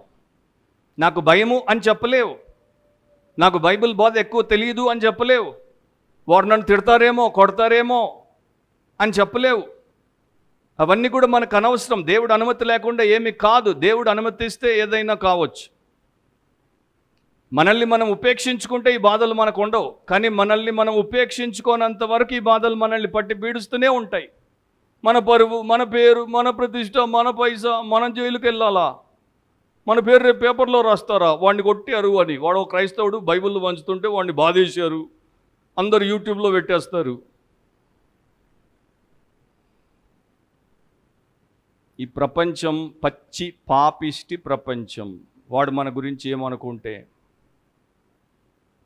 బాబేలు బుద్ధి కలిగిన ప్రపంచం ఇది. సో మనం, దేవుడు ఏమనుకుంటున్నాడు, ఇక్కడ నుండి ప్రాణం పోతే అక్కడికి పోతాం, అక్కడ ఆయన ముందు మన స్టేటస్ ఏంటి, మన స్టాండ్ ఏంటి అనేది మనం చూసుకోవాలి. సో ఈ అపోస్తలు 12 మంది ఏం చేశారు? వీరి చుట్టూ ఉన్నటువంటి మతాలకు, వీరి చుట్టూ ఉన్నటువంటి ఆచారాలకు, వీరి చుట్టూ ఉన్నటువంటి సిద్ధాంతాలకు వారు అప్పగించుకోలేదు. వీరు అనేక రకాలైనటువంటి బ్యాక్గ్రౌండ్స్ నుండి వచ్చారు, కానీ వీరు యేసుతోనే ఉన్నారు. అండ్ తర్వాత యేసు యొక్క పనిని విస్తృత స్థాయిలో చేయడానికి దేవుడి చేత వాడబడ్డారు. ఒక మాట మామూలుగా అంటారు, అది ఎంత నిజమో నాకు తెలియదు, కానీ ఒకసారి నాకు చదివినప్పుడు గుర్తుంది, బొగ్గు నుండి డైమండ్ వస్తుందని కొంతమంది అంటారు, కానీ శాస్త్రవేత్తలు అంటారు అనుకుంటాను, బొగ్గు డైమండ్గా మారదు. బొగ్గు అనేది భూగర్భంలో లోతులో ఉన్నప్పుడు విపరీతమైనటువంటి భూగర్భపు ఉష్ణోగ్రత వేడి చేత దేవుడు దాంట్లో ఉన్నటువంటి ఎలిమెంట్, అది కార్బన్ ఇది కార్బన్ కనుక దాన్ని అట్లా ట్రాన్స్ఫార్మ్ చేసినప్పుడు డైమండ్ అవుతుంది, కానీ మనం బొగ్గును పైకి తెస్తే అది డైమండ్ అవ్వదు. సో ఆ ప్రకారమే బంగారంలో లోపం ఉంది, బంగారంలో కల్తీ ఉంది. వీళ్ళందరూ ఒక్కడు తప్ప వీళ్ళందరూ బంగారమే, కానీ దాంట్లో కల్తీ ఉంది. ఆ కల్తీని తీసేసి వారిని శుద్ధ సువర్ణముగా చేయడానికి తనతో ఉండమన్నాడు. సో అది మెయిన్ పాయింట్ అనమాట, వారు తనతో కూడా ఉండనట్లును. సో ఆయన యొక్క మొదటి ఆదేశం ఏంటంటే, మీరు నాతో ఉండండి, నా సహవాసంలో ఉండండి, నా ఉపదేశాన్ని పొందండి, నా ద్వారా తర్ఫీదును తీసుకోండి, నన్ను చూడండి, నా మాదిరిని మీ మధుల్లో ముద్రించుకోండి. క్రీస్తు యొక్క సేవ కన్నా ముందు క్రీస్తు దగ్గర మీరు ఆ యొక్క తర్ఫీదును పొందాలి. ఇంగ్లీష్లో చెప్తే బాగుంటుంది, the school of Christ must precede before the service unto Christ. So నేను క్రీస్తుతో ఉండకుండా, క్రీస్తుని నేను తెలుసుకోకుండా, క్రీస్తు వ్యక్తిత్వమును నేను పొందుకోకుండా, క్రీస్తు ద్వారా నేను పంపబడకుండా నేను పోయి క్రీస్తునేం ప్రకటిస్తాను? ఈ రోజుల్లో మనం చూస్తున్నాం కదా, చాలామంది మరి ప్లాట్ఫామ్ అనేది ప్రపంచం ఇచ్చేసింది బుద్ధి లేక, దాంట్లో ఎంతోమంది వచ్చి ఏది పడితే అది మాట్లాడుతున్నారు. అండ్ వారు క్రీస్తుతో ఉన్నటువంటి వారు కారు కనుక వారికి క్రీస్తు మనస్సు లేదు, వారు చేసేది క్రీస్తు బోధ కాదు. అదే వారి యొక్క బోధని అపోస్తలుల బోధతో మీరు పోల్చి చూసుకోవడానికి మీకు పేతురు అని ఆయన రాసిన పత్రిక ఉంది, యోహాన్ అనే రాసిన పత్రికలు ఉన్నాయి, పౌలు రాసినటువంటి పత్రికలు ఉన్నాయి. ఇక్కడ వారు మనల్ని దేవుడి దగ్గరికి ఎట్లా మన నుండి దూరం చేసి తీసుకుపోతున్నారు, అండ్ వారు మనల్ని ఎట్లా రెచ్చగొట్టి మనల్ని పక్క రౌడీలుగా మారుస్తున్నారు, మీకు అర్థమైపోవాలి. సో మనం యేసుతో కూడా ఉంటున్నామా? ఈ రోజుల్లో చాలా తక్కువ మంది ఉంటున్నారు, ఎక్కువ మంది ఉండట్లేదు అనేది వాళ్ళ లైఫ్లో మనకు కనపడిపోతుంది. సో జీసస్ ఏమన్నాడు? నాతో పర్సనల్ రిలేషన్షిప్లో ఉండండి, నాతో ఇంటిమేట్ ఫెలోషిప్లో ఉండండి. నా దగ్గర ఉంటేనే కదా నేనేంటో మీకు అర్థమయ్యేది, నా దగ్గర ఉంటేనే కదా నా మార్గాలు మీకు బోధింపబడేది, నా దగ్గర ఉంటేనే కదా నా వ్యక్తిత్వం మీకు తెలిసేది. సో ఆ క్లోజ్ కమ్యూనియన్ అనేది అవసరం. సో యేసుకు నేను ఎంత సమీపంగా ఉన్నాను, యేసుకు నీవెంత సమీపంగా ఉన్నావు, యేసుకి ఎంత సమయం గడుపుతున్నావు? అమెరికన్ యుఎస్ సెనెట్ చాప్లెన్ ఆయన పేరు పీటర్ మార్షల్. ఆయన ఒకసారి సెనెట్లో ప్రార్థన చేస్తున్నప్పుడు ఇట్లా ప్రార్థన చేశాడు, ఓ ప్రభువా, ప్రార్థించుట సమయం వృధా అనుకునేటువంటి మా పాపమును క్షమించుము, ప్రార్థించకుండా మేము చేసే ప్రతి పని వృధా అని మాకు నేర్పించు. సో ప్రార్థించకుండా మేము చేసే ప్రతి పని వృధా అని మాకు నేర్పించు. ఎంతమంది పాస్టర్లు దేవుడి సన్నిధిలో గంట మోకాళ్ళ మీద ఉండి ప్రార్థన చేసి ఇంకో గంట బైబిల్ తెరిచి ఆత్మదేవుడు బోధిస్తే నేర్చుకుంటున్నారు? ఎంతమంది కాళ్ళ మీద అటు ఇటు తిరుగులాడుతూ అవసరం లేనటువంటి పనులన్నిట్లో పడిపోతున్నారు? వారు దేవుడితో లేకపోతే వారు మనతో ఎందుకు ఉండాలి? ఆ బుద్ధి మనలో చాలామందికి లేదు. దేవుడితో లేనోడు ప్రతి ఒక్కడు మనతో ఉండడానికి మనం వారిని ఎంటర్టైన్ చేస్తున్నాం. వీళ్ళందరూ ఈ స్థాయికి రావడానికి గల కారణం ఏంటంటే మనమే వారిని పెంచి పోషించాం. అదంతా వదిలేసి దేవుడితో మీరుంటే మీ జీవితం ఎంత ధన్యమవుతుంది. ఎందుకంటే రేపంతా దేవుడితో నిత్యత్వంలో మనం ఉండాల్సిందే. ఆండ్రూ బోనర్ అనేటువంటి ఒక దేవుని దాసుడు 1864లో ఆయన ప్రియమైనటువంటి భార్య మరణంతో బాగా కుంగిపోయాడు. సో ఆయన ఇట్లా రాశాడు తన యొక్క ఉత్తరంలో, dear Isabella, oh what a wound, అంటే ప్రియా ఈసోబెల్లా, నువ్వు చనిపోవడం నా గుండెకి ఎంత పెద్ద గాయం.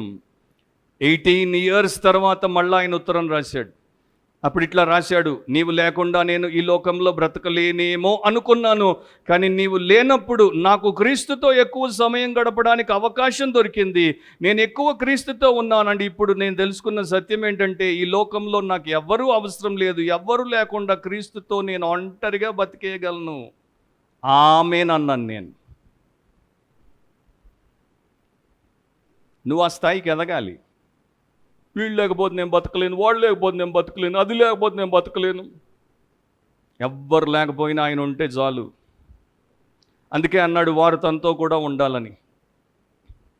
మనుషులు పుస్తకాలు చదివేసి కొంత నేర్చుకుంటారు, కానీ మనిషి ఒక మంచి గురువుతో ఉండి ఎక్కువ నేర్చుకుంటాడు. సో అందుకని యేసుప్రభు ఏం చేశాడంటే వీరిని ఎంపిక చేసుకున్నప్పుడు వారికి ఒక పుస్తకం, ఒక మాన్యువల్ ఇచ్చేసి ఈ ప్రకారం తయారైపోండి, నేర్చుకోండి అని చెప్పలేదు. నాతో ఉండండి, నేను నేర్పిస్తాను అన్నాడు. సో దేవుడే మనకి అవసరం. ఒక అనామకుడు భక్తుడు ఇట్లా రాశాడు దేవుడి గురించి, పెద్ద పోయం అది, కొన్ని మాటలు మాత్రమే నేను చెప్తాను, జాగ్రత్తగా గమనించండి. ఇది కూడా రఫ్ ట్రాన్స్లేషన్ మాత్రమే, పర్ఫెక్ట్ ట్రాన్స్లేషన్ కాదు ఇది. సో దేవుడితో అంటున్నాడు, నీ ఉనికి లేకుండా భూమి ప్రతిబింబించదు, నీ ఉనికి లేకుండా సముద్రము ఏ నిధిని ఇవ్వదు, నీ ఉనికి లేకుండా గాలి ఒక గొప్ప అంటు వ్యాధిని కలిగిస్తుంది, నీ ఉనికి లేకుండా స్వర్గమే ఆనందమునివ్వదు. నేను నీ ఆధీనంలో లేకపోతే నేను ఈ భూమిని, సముద్రాన్ని, గాలిని, స్వర్గాన్ని ఆనందించలేను. ప్రపంచం గొప్పగా చెప్పుకోగలిగినటువంటి అత్యున్నతమైనటువంటి గౌరవం దేని కొరకు అందరూ ప్రజలు కోరుకొని తప్పిస్తూ ఉంటారో దాని ప్రకాశవంతమైన కీర్తి కిరణాలు ఎందుకు ఒరగవు? నీ సజీవ అగ్ని యొక్క చనిపోతున్న మెరుపులు, భూమి రగిలించగల గర్వపు జ్వాలలు, కానీ నీతో పోలిస్తే రాత్రిపూట అవి మినుగురు పురుగుల వంటివి. నీ ఉనికి లేకుండా మా సంపద, మా సంరక్షణ అన్నీ చీలికలే. జ్ఞానం ఒక మూర్ఖత్వం, ఆనందం అశాంతితో కూడుకున్న విచారం, స్నేహం రాజద్రోహం. ప్రభువా, నీవు లేకుండా విషయాలు ఏవి మాకు నిరుపయోగం.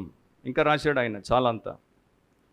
సో యేసుతో మనం ఉన్నామా? యేసుతో మీరు ఉన్నారా? రోజు యేసుతో మీరు ఉండకుండా ఏదైనా అడ్డం వస్తుందా? Anything is coming between you and Jesus. ఈ రోజున యేసుతో నేను ఉండకపోతే రేపు యేసుతో నిరంతరము పరలోకంలో ఉండాల్సినటువంటి అవసరం రాదు. యేసుతో ఉండకుండా నేను దేవుడిని ఆరాధించే వ్యక్తిగా తయారవ్వను. యేసుతో ఉండకుండా నేను దేవుడికి సాక్ష్యం ఇచ్చే వ్యక్తిగా తయారవ్వను. యేసుతో ఉండకుండా నేను దేవుడి సేవకుడిగా అవ్వను. యేసుతో ఉండకుండా నేను ఆత్మీయ పోరాటము చేసే వ్యక్తిగా ఉండను. యేసుతో ఉండకపోతే ఆయన నా ప్రాణప్రియుడే కాదు. So are you attracted to Jesus? మీరు యేసుకు ఆకర్షించబడుతున్నారా, లేకపోతే ప్రతిదానికి ఆకర్షించబడుతున్నారా? గట్టిగా ఉండాలి, మీరు గట్టి క్యారెక్టర్ గలవారిగా ఉండాలి. మిమ్మల్ని యేసు తప్ప ఏది అట్రాక్ట్ చేయకూడదు. ఎందుకంటే ఆయనే జీవము, అటువైపే మీరు అట్రాక్ట్ అవ్వాలి. ఆయనే వెలుగు, అటువైపే మీరు అట్రాక్ట్ అవ్వాలి. ఆయనే మరి లిబర్టీ, విమోచన, విడుదల, అటువైపే మీరు అట్రాక్ట్ అవ్వాలి. ఆయనే ప్రేమ, అటువైపే మీరు అట్రాక్ట్ అవ్వాలి. యేసు వైపు మీరు అట్రాక్ట్ అవ్వకపోతే మీరు మరి డెత్ వైపు, మరణం వైపు, ద్వేషం వైపు, చీకటి వైపు, నరకం వైపు అట్రాక్ట్ అయిపోతారు. సో దయ్యములను వెళ్ళగొట్టు అధికారం గలవారే సువార్త ప్రకటించుటకు వారిని పంపవలనని. ఇది కూడా రివర్స్లో వచ్చింది. సో వారిని ఎందుకు తనతో ఉండమన్నాడు, ఎందుకు పంపాలనుకున్నాడు? ఒకటి సువార్త ప్రకటించుటకు, రెండవది దయ్యములను వెళ్ళగొట్టుటకు. సువార్త ఆయన ప్రకటిస్తూ వచ్చాడు, మనం చూసాము. 1వ అధ్యాయం 14వ వచనంలో, వారు తెలుగు బైబిల్లో 15, కాలము సంపూర్ణమై ఉన్నది, దేవుని రాజ్యము సమీపించి ఉన్నది, మారు మనసు పొంది సువార్తను నమ్ముడని చెప్పుచు దేవుడి సువార్త ప్రకటించుచు గలిలయకు వచ్చాను.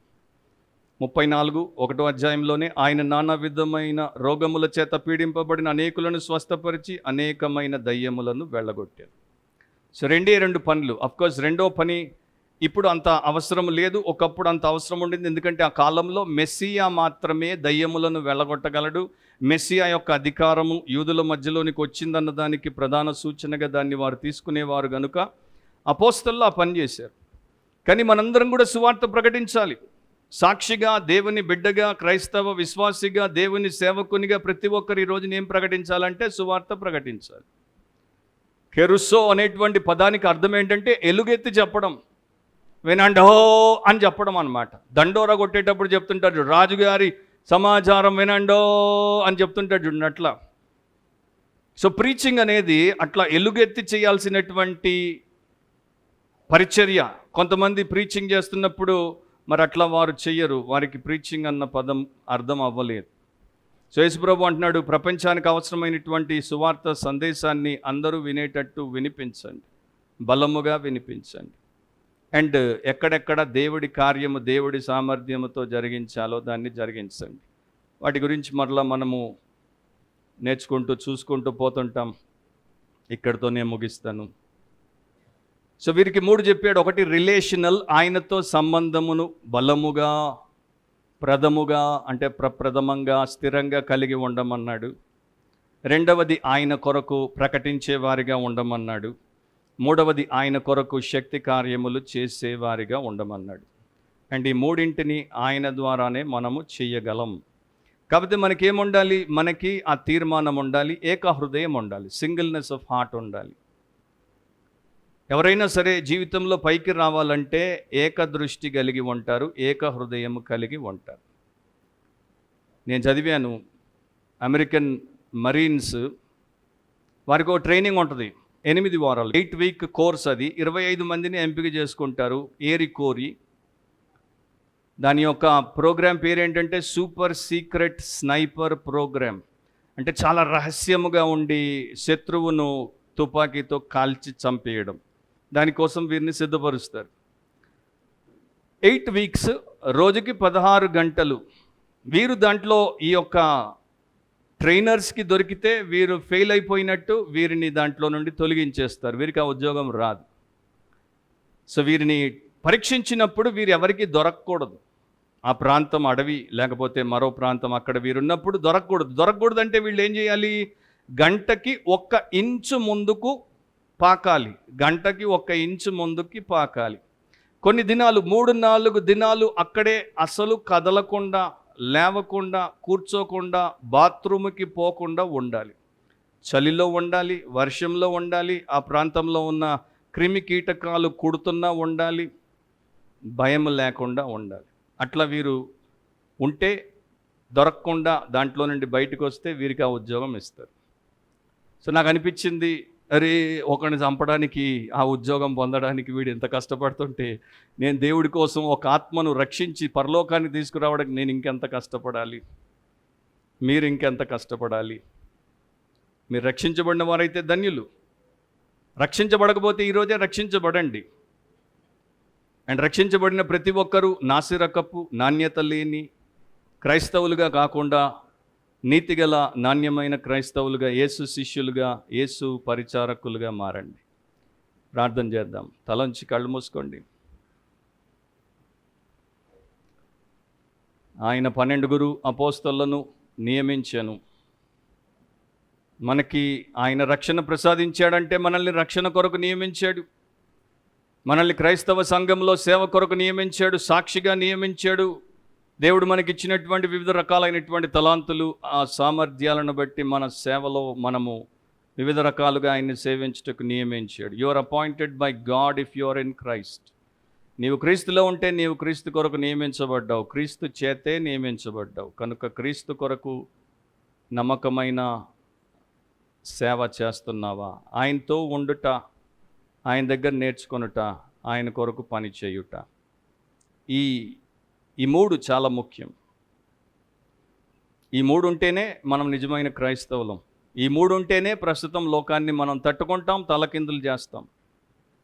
ఈ 3 లేకపోతే మనం తలకిందులు అయిపోతాం, ఇస్కరియోతు యూదాలుగా మిగిలిపోతాం. పరిశుద్ధుడు అయిన మా దేవ, మా తండ్రి, మీ వాక్యము ద్వారానే మేము సువార్తను విన్నప్పుడు పాపక్షమాపణ పొంది ఆత్మలో కార్యము జరిగి మారు మనసులోనికి వచ్చి రక్షించబడ్డాం. అలాగే ఈ రోజున ఇంకా ఎవరెవరైతే రక్షణ లేకుండా ఉన్నారో వారందరూ కూడా వారి పాపములు ఒప్పుకొని విడిచిపెట్టి యేసుక్రీస్తునందు విశ్వాసం ఉంచి మారు మనసుతో క్షమించబడి రక్షించబడ్డ కార్యం చేయండి. మీరు సిలువలో వారి పాపం మోసి, వారి శ్రమ నోర్చి, వారి కొరకు రక్తమును కార్చి, చనిపోయి సమాధి చేయబడి 3వ దినమున తిరిగి లేచారు అన్నది వారి అవగాహనలో ముద్రింపబడ్డ కార్యం చేయండి. అండ్ రక్షింపబడిన ప్రతి ఒక్కరూ రూపాంతరపరచబట్టకు, నీతో ఉండుటకు, మా సగటు దినంలో మేము ఎక్కువ సమయం నీతో ఉండుటకు, నీ వాక్యముతో ఉండుటకు, మిగతావన్నీ తీసేయుటకు మాకు కృప చూపండి. నీ దగ్గర నేర్చుకుని నీ కొరకు పాటుపట్టకు మాకు సహాయం చేయమని, మా సంఘమును అట్లా చేయమని, మా వాక్య ప్రేక్షకులను అట్లా చేయమని యేసు ప్రభు పరిశుద్ధ నామమును అడిగి ప్రార్థిస్తున్నాం తండ్రి. ఆమేన్.